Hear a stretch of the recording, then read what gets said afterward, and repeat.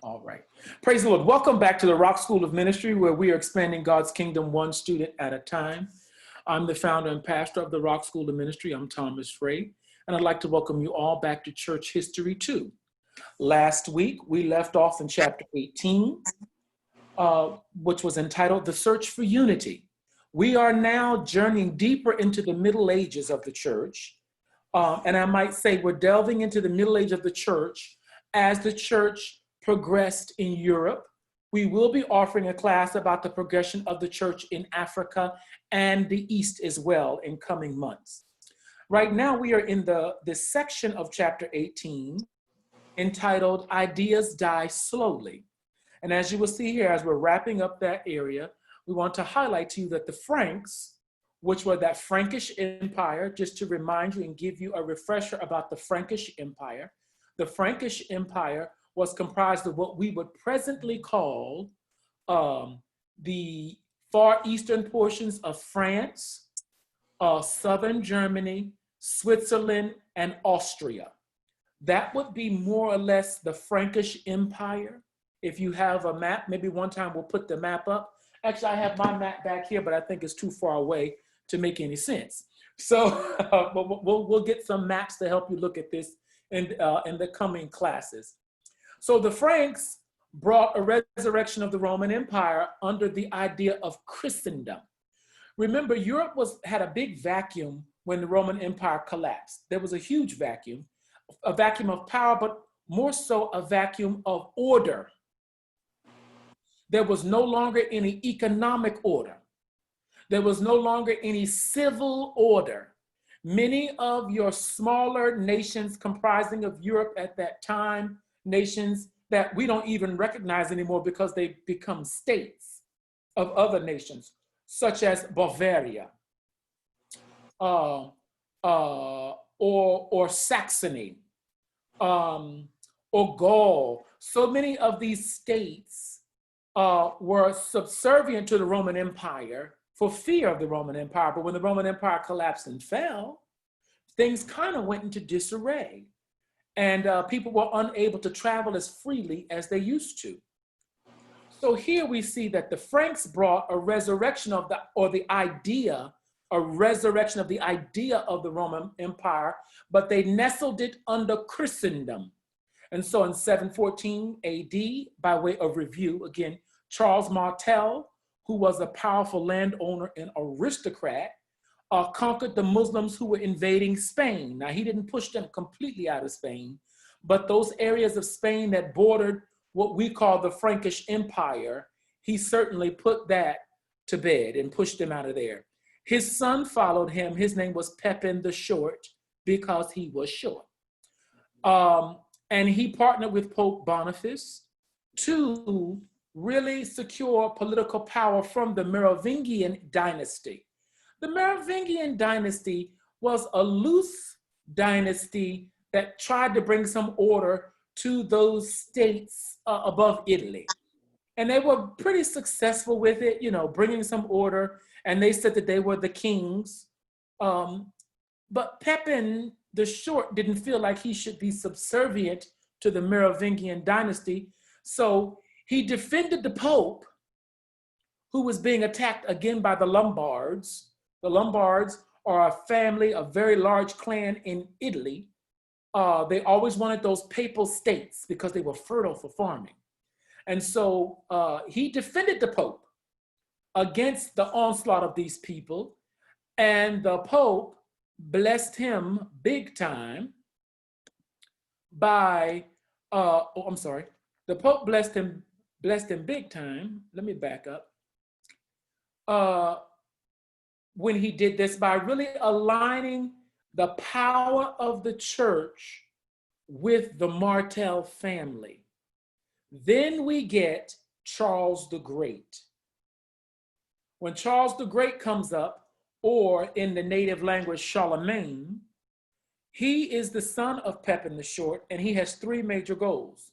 Number one, develop military power to crush all of his enemies. And this is critical that we understand this. Number two, religious power to direct the souls of his people.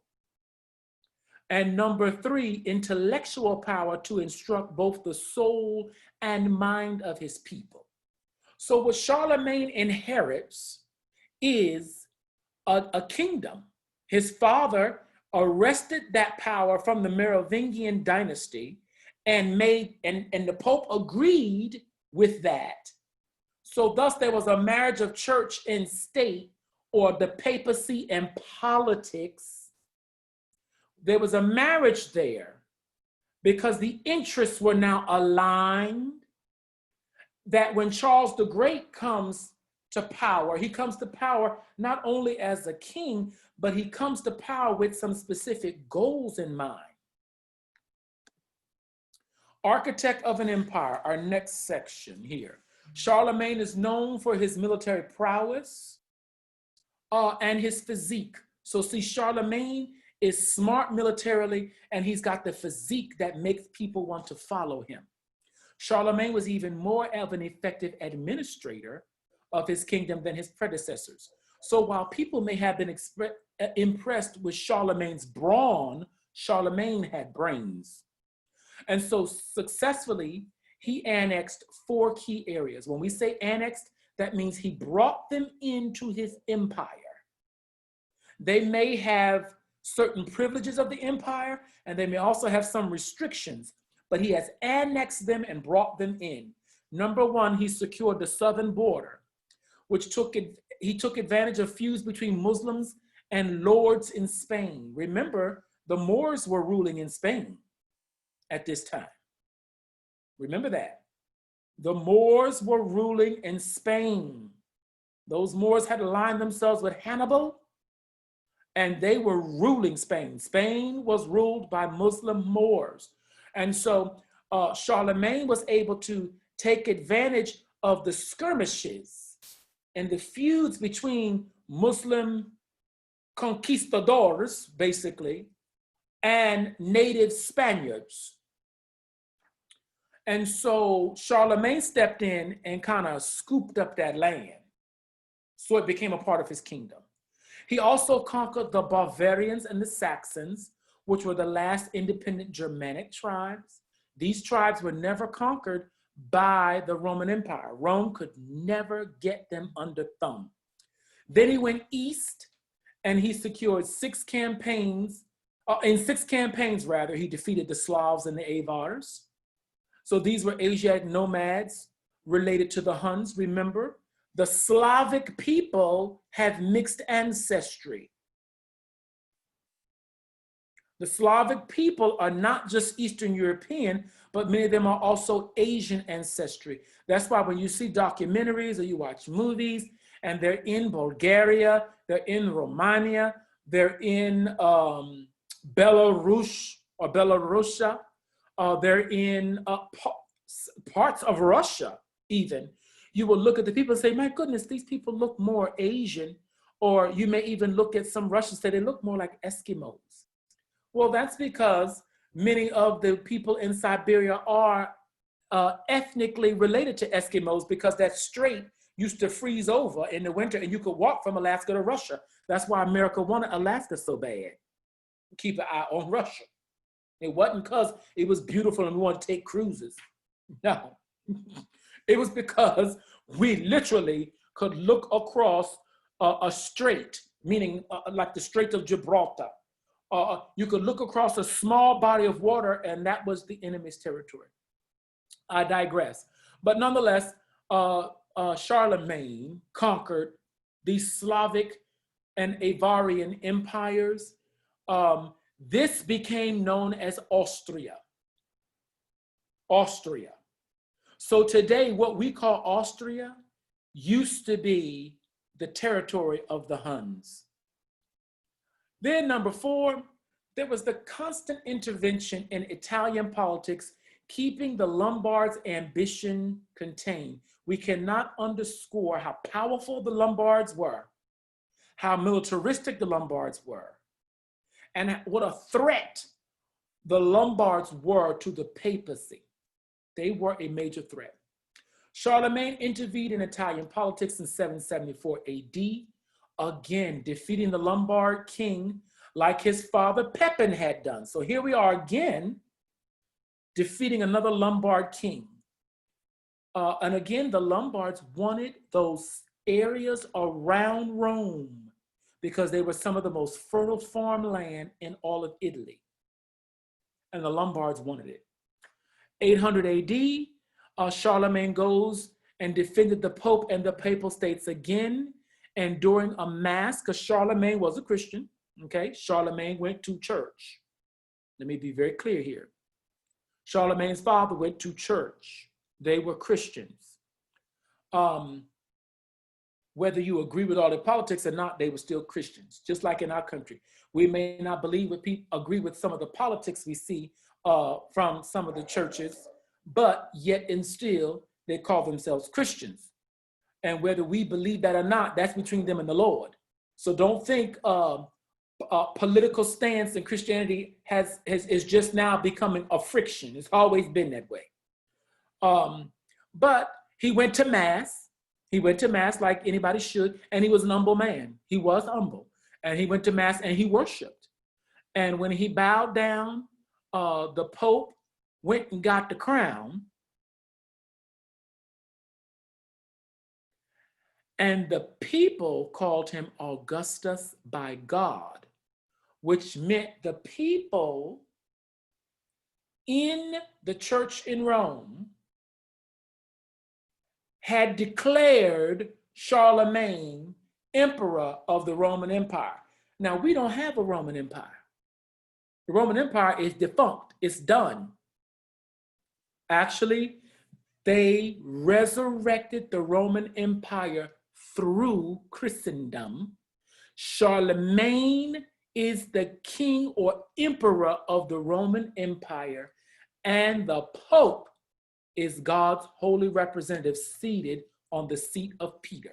So now we have Pope and politics, empire and church hooked together, and they call it the Holy Roman Empire. So when you're studying history, when you did study history, you might recall the Holy Roman Empire. This is the roots of the Holy Roman Empire. Now, questions for your consideration and conversation. I take a quote here from Bruce Shelley's book on page 177. It says, in medieval theory, medieval means Middle Ages. In medieval theory, church and state were but two aspects of Christendom. The one representing Christian society, and the other united to safeguard justice and human welfare. So look at this. One aspect of the Holy Roman Empire was to preserve a Christian society. And that was the church's responsibility. And then the government's responsibility was to safeguard justice and human welfare. In reality, the Pope and Emperor were contestants. You'll see this in the coming moments. The ever-present question was, should the church rule the state or the state control the church? That was the question. Should the church rule the state or should the state rule the church? In other words, how are we going to really grapple with who's really in charge? Because two entities cannot be in charge. That is the mindset of the Europeans, that in the medieval, we can't have two leaders. We can't have a binary. We cannot have bilateral agreement. Someone has to be over someone else. That was not made clear in the Mass, that Charlemagne was crowned Augustus by God. That was not made clear. So this quiet contest ensues between Pope and Emperor. So my question to you, and I'd like you to answer this in the chat, just very quickly. How does the church in America function in light of this historical pretext? In other words, I'm telling you, be specific. And when I say historical pretext, the pretext is the role of the church for the Holy Roman Empire at the crowning of Charlemagne was the representation of Christian society. The role of the government was to safeguard justice and human welfare. How do you see that operating in America? Or do you see that operating in America? I'm going to the chat now to see what we're saying. Okay, politics and the church. It appears the church in present day is aligning with power to be an influencer. Absolutely. And Samsung SMG930V, if you wouldn't mind going and renaming yourself so I know who you are, I'd appreciate it. Okay. Let's see what someone else has to say. Come on, somebody else reply. What do you see here? How do you see the church in America functioning in light of the historical pretext that we have here?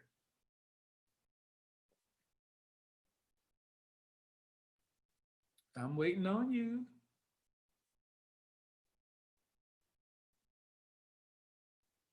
And if you want to speak, you can go ahead and unmute yourself. That would be okay if you want to do that. Pastor, hi, this is Elder Rand. Yes. Oh, that's you. Okay, yeah. Okay. Yeah. Is a dog? Well, no, you're fine. It's fine. Yeah. It's absolutely fine. I was just saying, in reading, I was reading, and as we get into chapter probably 9, are you still in 18 or 19? I'm in 18, about to go to 19 now. Okay, and I was reading chapter 19, and it just struck me that how much power the church had back there, even as we go forward, how they started the Crusades.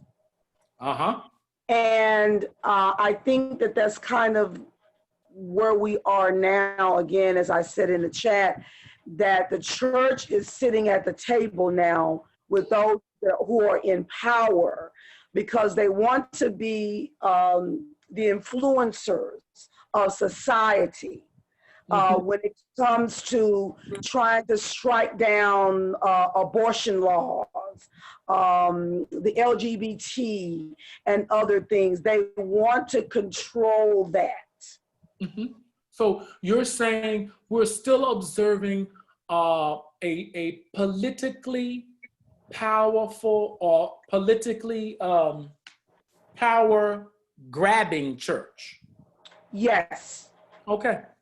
Yes. Anyone else want to? Oh, I see patterns coming in. Yes. Who is that? Oh, I thought somebody else wanted to come in. Okay. This is Evelyn. This is Evelyn. When I think about the government that we have now, I feel that they are controlling the welfare of society per se. But I think that they're trying to rule everything, control everything, even as far as even as the church go, because they are making laws to promote sin or making laws to protect sin. So I feel like that they are pretty much trying to control the whole aspect of it all. And they're trying to shut down, or I won't say shut down, but quieten or shut up the church, which I feel is what they really have done. Because you don't hear the side of the church that is going to the politicians are basically the ones that are following up under their ideas and their concepts. So I feel that the government is trying to take over or trying to control both sides. Well, they both are using each other. They're both using each other. That's very interesting, Elder Rand, because both of these comments really do kind of capture what has been the church's quandary since the end of Roman persecution. Right. Should we, and this goes back to Church History 1. So for those who are on that may not have taken Church History 1, here's a little backdrop. Should the church be intimately involved with the affairs of the world, or should the church be completely uninvolved in the affairs of the world? How does the church exist in the world but not be of it? And well, they have to be the prophets. If they're going to speak truth to power, there's no problem with the church being an influence, but they have to have, their word has to be true. And whoever is in power is not going to always be good, and it's not going to always go their way. The church can be there, but just make sure you're on the right side of God and not trying to be king pleasers. Mm-hmm. Exactly. amen. Well said. Mm-hmm. Hear me? Exactly. All right, let's move on. Thank you for that. Thank you, thank you, thank you. So let's get a little more on Charlemagne. His administrative power, or prowess rather, Charlemagne's administrative prowess is what kept his kingdom intact for centuries. See, when you have order, you have longevity. When you set things in motion and you set things in order, it can last even after you're dead and gone. He created missi dominici, which were the king's envoys to settle matters throughout the municipalities. So he sort of had Levites who went throughout the tribes, in this instance throughout the municipalities, hearing the matters and rendering judgment. It kept order. And then every monastery in 789 AD was mandated to be an education center. Now, this is not revolutionary.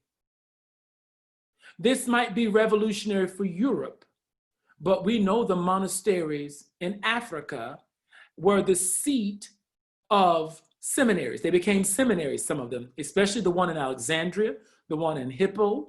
We had a couple of them. So the idea of monasteries or monks being your chief educators is not new, but it is new to Europe. Rome did not do mass education. So he instituted mandatory education for boys. It was not for girls, I'm sorry. He did it for boys because we're in a patriarchal dominating society. Notice I said patriarchal dominated, not patriarchal led. So this society is dominated by patriarchy. And so the boys were taught singing, arithmetic, and grammar, spelling, rhetoric, and logic. The rebirth of Germanic culture and European culture through the arts and music was spread abroad. So when you hear about Adolf Hitler leading the renaissance of Germanic arts, he was only doing what Charlemagne created. Charlemagne had already done that. And remember, when people have artistic expression, they are in a place where they can appreciate who they are and who their family and loved ones and community is around them. That's what art is, an exemplification of the community. And so Charlemagne's kingdom lasted until 1806. That's over 1,000 years. The only person or only thing that brought Charlemagne's kingdom to an end in 1806 was Napoleon Bonaparte with his revolution. That's what ended Charlemagne's Holy Roman Empire.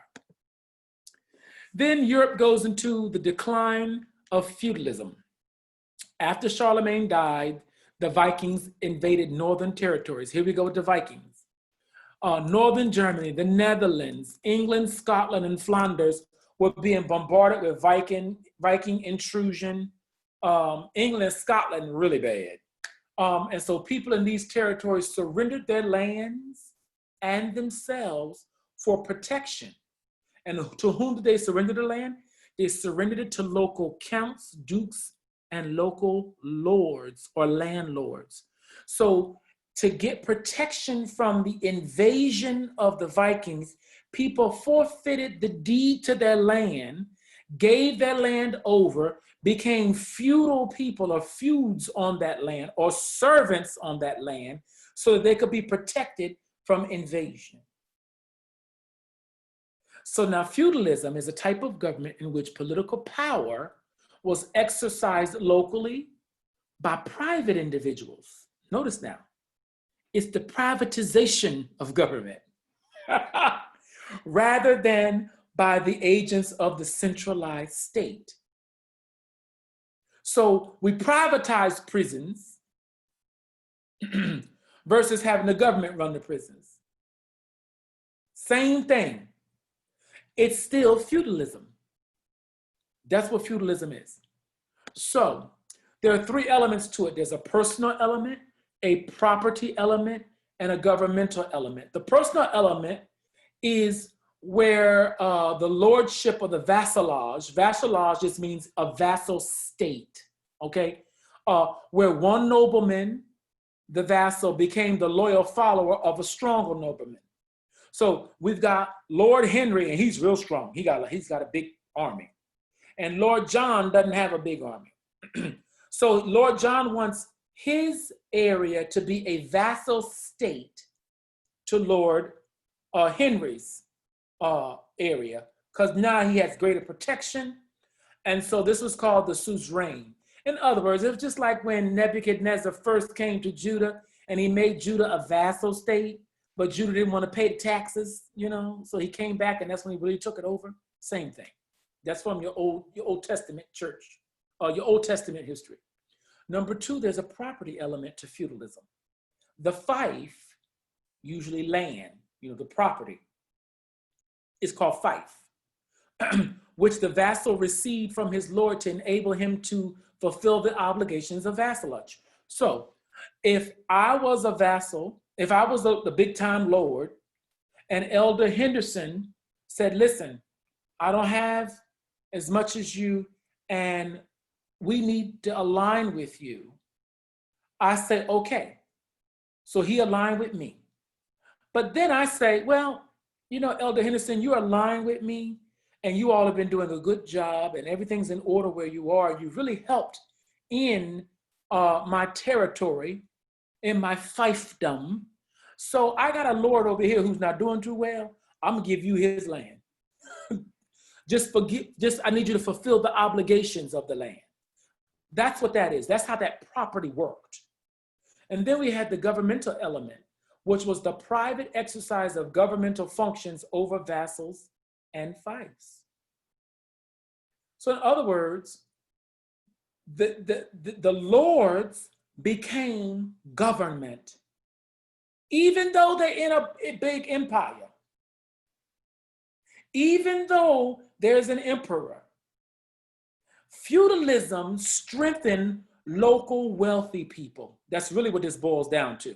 They were local wealthy people, and they were strengthened because the centralized government, the federal system, could not reach the extended areas of the empire to really support them. So people, local wealthy people, took matters into their own hands. And poorer landowners, people who just had small farms, had some land that's been in their family for years and years or centuries and centuries. They may have had 5, 10, 15, 20, 30 acres of land, were unprotected. The empire couldn't protect them from the Vikings across the water. So these local lords became strong. That's really what all this boils down to, is that local wealthy people gobbled up land because people were afraid of invaders. They aligned themselves with their local lords. They even took pledges to them. This is important because I'm telling you right now, in America, people are taking pledges to lords.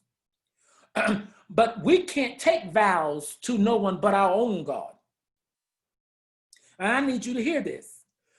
Fear will drive people to pledge loyalty and fealty to local wealthy people because they believe that the local wealthy people can provide protection for them. This stuff is nothing new. You see it happening in the United States of America right now. It's just feudalism. It's just feudalism. Doing the same thing over and over again. It's just feudalism. I'm afraid these people are going to move into my community. I vote this way and I pledge my loyalty to this party no matter what. No matter if the party is putting out policy that is completely ungodly. No matter if the leader of the party behaves completely ungodly. No matter if even if you don't want to be with the other party. So let's talk about the other side. My loyalty is here. Well, some of these policies are sinful. But I pledge my loyalty to the Democratic Party. I pledge my loyalty to the Republican Party. But you can't pledge loyalty to them and be loyal to him. It doesn't work that way. So this is where you have to be careful with the functions of the church in the state. The state is going to be the state. The state will do what's best for the state. The church is supposed to speak truth into the state. Not just truth to power, but preach the gospel to every creature, baptizing them in the name of the Father and the Son and the Holy Ghost, that they might be saved and that they might receive the power of the Holy Ghost. Because when the people receive Christ here and get reformed here, they begin to change what these people are doing. But right now, we're running after the tail and we left the head. I'll leave it alone. More on feudalism. Feudalism has homage. I told you about that already, where they have oaths of fealty or loyalty. Investiture. Some of these lords would invest people with, because you're part of my dukedom, basically. They would get a banner. They would get medallions and whatnot. And the church even became involved since the invaders from the north were invading and threatening the church's power. See, so look here. And the church is supposed to be so aligned with the state, but the church is like, well, if the state can't get there, we'll work with the local lords. So this might sound like confusion. It's not confusion, though. We live in this way. We live in a feudal state now. We just don't call it that. We don't call it that. So as the Holy Roman Empire continued to decline, and it was because of fighting amongst the German kings and other feudal lords. So see, there was some grumblings going on in the Germanic states that began to erode the Holy Roman Empire that Charlemagne put in place. Because of these oaths to local lords, the Holy Roman Empire's inability to really protect the perimeter states on the outskirts of its jurisdictional landmass. Fear crept in. People are now pledging fealty to lords. The church is getting involved and saying, okay, well, let's play here too. So they're trying to play at the state level, at the federal level, and now they're playing at the state and local level. And so all of this is going on at the same time, and it's nothing new than what we see today. The same thing happens today. It's happening right now. So Otto the Great reunited the Holy Roman Empire in 962 AD. He largely centered it in Germany and Italy, and the Holy Roman Empire bought peace and constancy. So he restricted the boundaries so that he could maintain order. Otto claimed to be a descendant of Augustus, Constantine, and Charlemagne. I don't know how he pulled that one off, but he did. He said it was a descendant of all three of them. I don't know. And the German church became a state-run church. Look at this.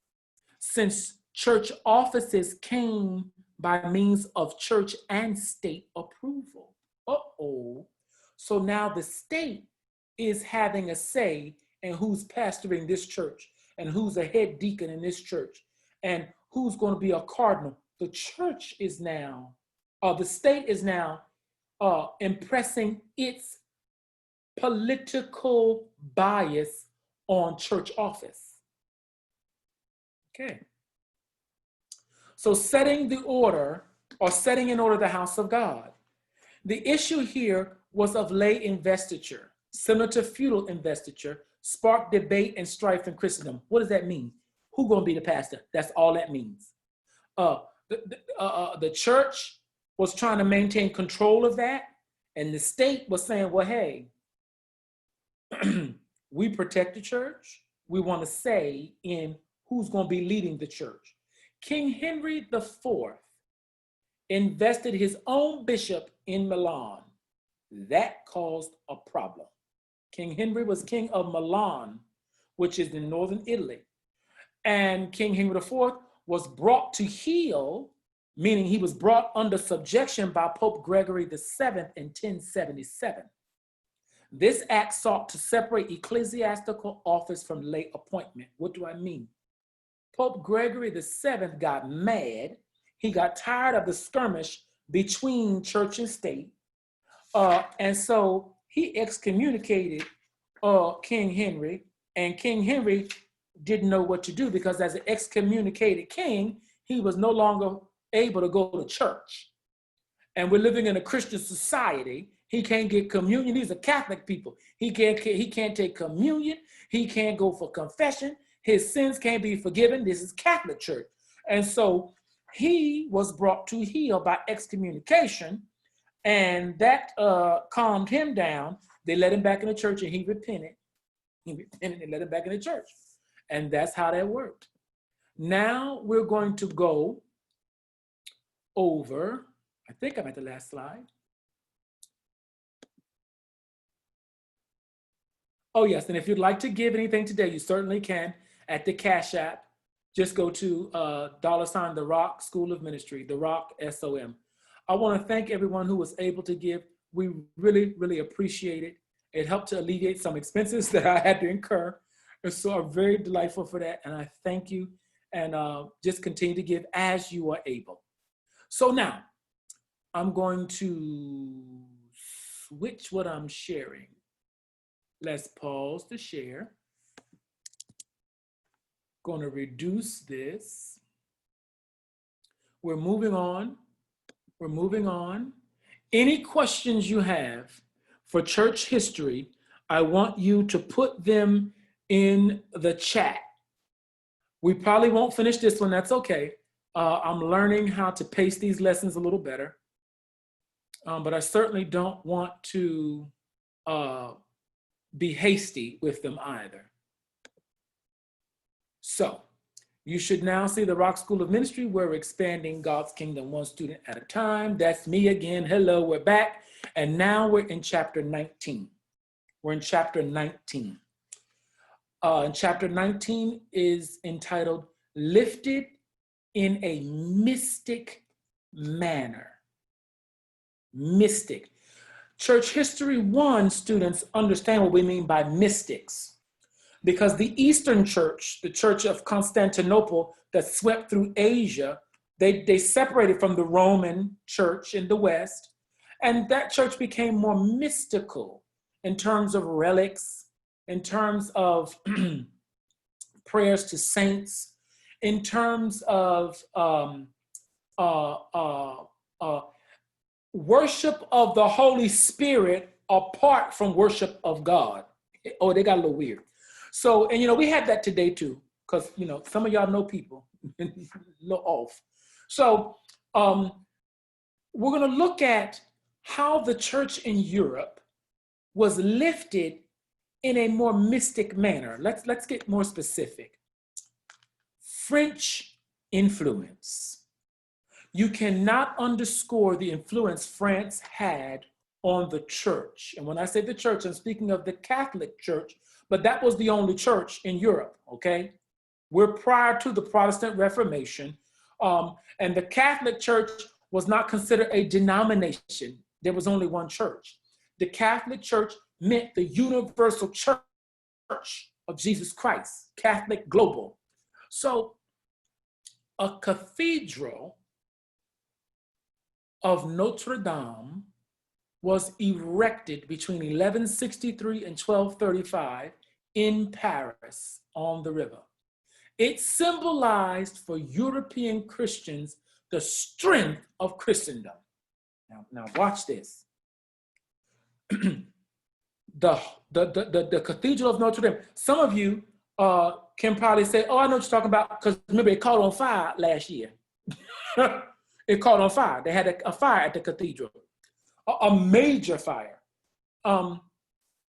It was constructed, I left it. Okay, so it symbolized for European Christians the strength of Christendom. The Crusades were in full motion. Pope Innocent III was a student of the scholars of Notre Dame. So here we have Pope Innocent III. At the time, he wasn't Pope, but he was a student of the scholars who taught at Notre Dame. And this massive cathedral with a tower reaching into the clouds in their minds represents the strength of Christendom. They don't separate Christendom from empire. See, the empire is Christendom and Christendom is the empire. So, what of this? The title here is Thy Kingdom Come. The 12th and 13th centuries witnessed the papacy attempt to make a perfect society on earth. Look at this. Churches were built as tall as possible, some reaching 30 stories before falling to the ground, because they didn't have the adequate steel and iron to hold 30 stories of stone. But they would try to build them because the idea was height creates the sensation of soaring. They wanted the people, the common man, the common woman, the common boy, the common girl, to see Christendom as a soaring idea. Soaring above, not within. So the papacy had become the most powerful office in Europe, even exceeding the monarchs. The papacy exceeded the monarchs. This is when the power in the 12th and 13th century, it's the building of cathedrals in Europe that transitions the contest between the papacy and the political leaders, between the monarchs. The papacy got the preeminence. And here's how. When the cathedrals were built, the people saw Christendom, not their king. The people saw Christendom, not their local ducal lord. So the popes then were able to bring the monarchs under thumb. And the monarchs were then blessed to be princes of the church. They were no longer considered absolute rulers in their lands. Now they're all princes of the church, because the church had the heart of the people and the salvation of the soul in their grip. And people would do anything to make sure their soul was saved. So the papacy mastered politics is really what happened. The papacy bested politics. The papacy had two weapons they could wield that brought, fear, stark fear in people.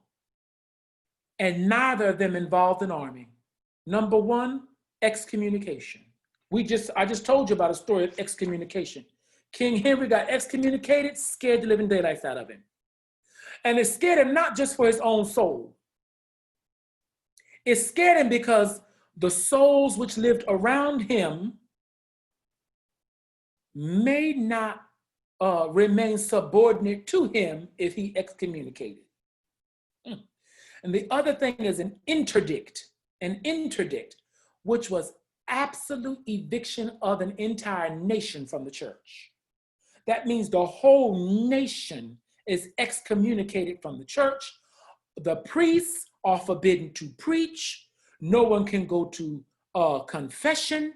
No one can have their sins absolved through the various means the church has set up for that. And so people were damned. When that happened, you want to talk about a country going into a revolt? Why? Christendom soared above the kingdom. It was masterful what the popes were able to do. It really, really was. So excommunication and an interdict kept Europe in check. Next, we have taking up the cross for Christ, and this is where we're going to conclude today's church history class. The papacy maintained power through crusades and scholasticism.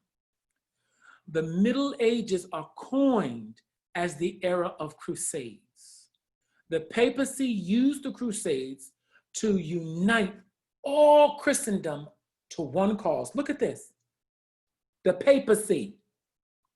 The papacy. The Pope called for holy war. Everybody shows up. Everybody shows up. So the Pope said that the Muslims had invaded the Holy Land and they needed to be expelled. That the seat of Peter, which is the seat upon which the Pope sits in Rome, Peter wanted his homeland back.